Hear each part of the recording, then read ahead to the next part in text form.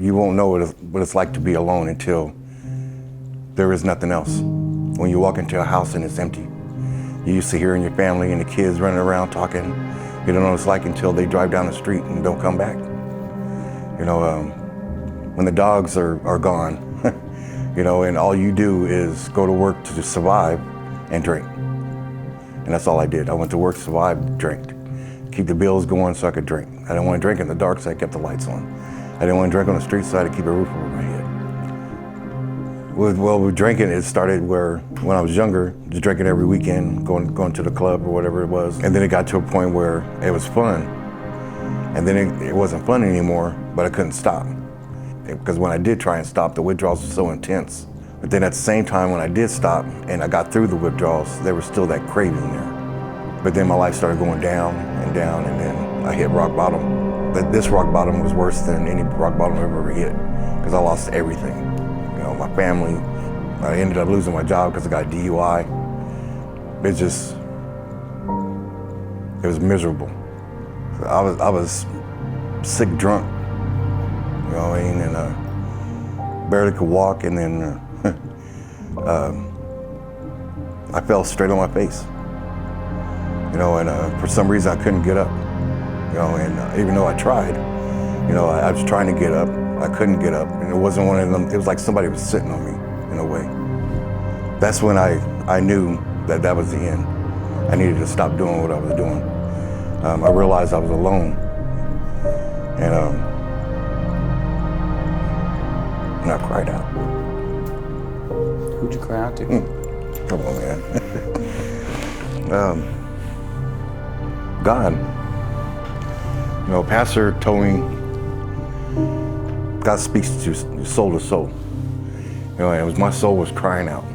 You know, my body only can do so much, but my soul is going to continue on once this body's done. But my soul cries out to God, and he cries and he cries. When God answers, he answers strong.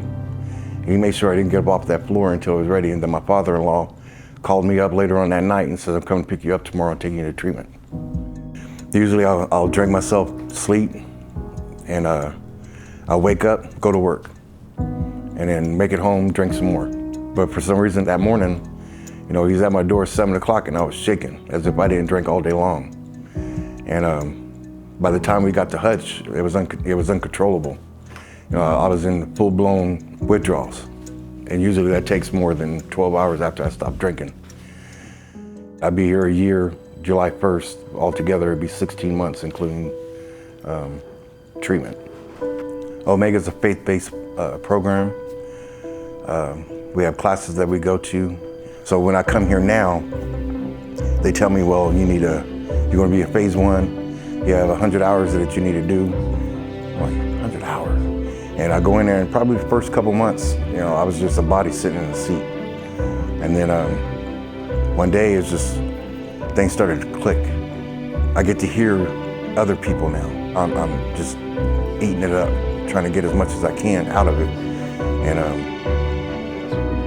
And it's overflowing, which I'm grateful for.